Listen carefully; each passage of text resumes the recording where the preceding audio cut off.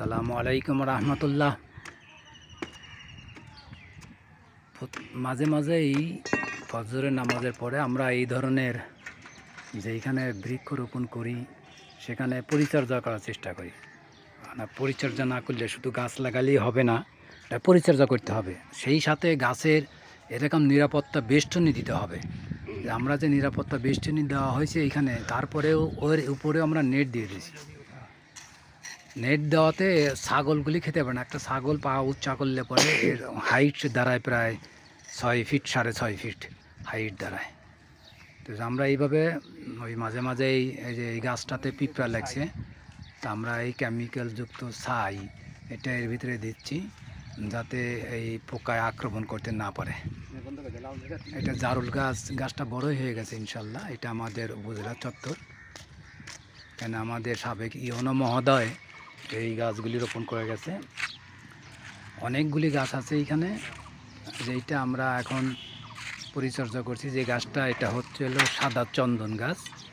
এটা ছাগলে খেয়ে ফেলছে, এত উচ্চায়, তারপরে ছাগলে খেয়ে ফেলে। ওই যে আমরা নেট আছেও জালি দিয়ে দিছি যাতে আর না খেতে পারে। ওইখানে যে মরার ডালগুলি আছে যেগুলি খাইছে সেগুলি আমরা অপসারণ করে দিচ্ছি, আর ওই নেটটাকে রশি দেওয়া আমরা বেঁধে দিচ্ছি। এইভাবে আমরা এই কাজগুলি করি। এখানে প্রায় 15টা গাছ আছে, আরও 3টে গাছ লাগানো হবে। এই যে এই চাগারের ভিতরে এইরকম এই যে আগাছাগুলি আছে, দুবলা গাছগুলি বেশি ক্ষতি করে গাছকে, একদম একেবারে মানে বৃদ্ধি হতে দেয় না এই গাছটা।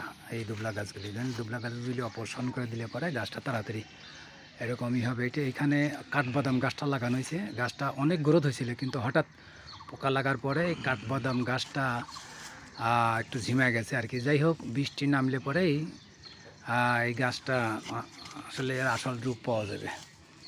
এখানে এরকম আমাদের আসলে কাজই হচ্ছে হলো, ভিলেজ ভিশনের কাজ হচ্ছে হলো আর ফ্যাক্ট আর কি, বাস্তব।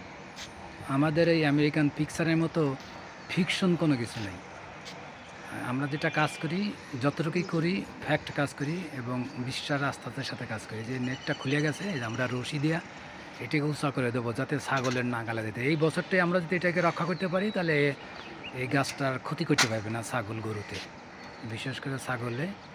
আমরা নেটটাকে টান দিয়া এইভাবে বেঁধে দিচ্ছি আর কি।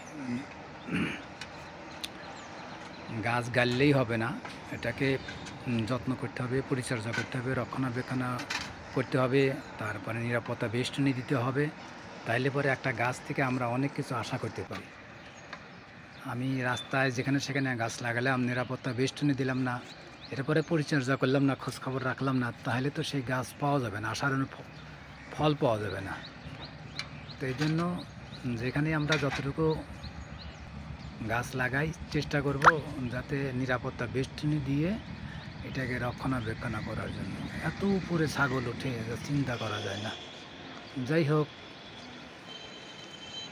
এই বছরটাকে যদি আমরা এটাকে হেফাজত করতে পারি, সামনের বছর ইনশাল্লাহ এটার আর লাগবে না।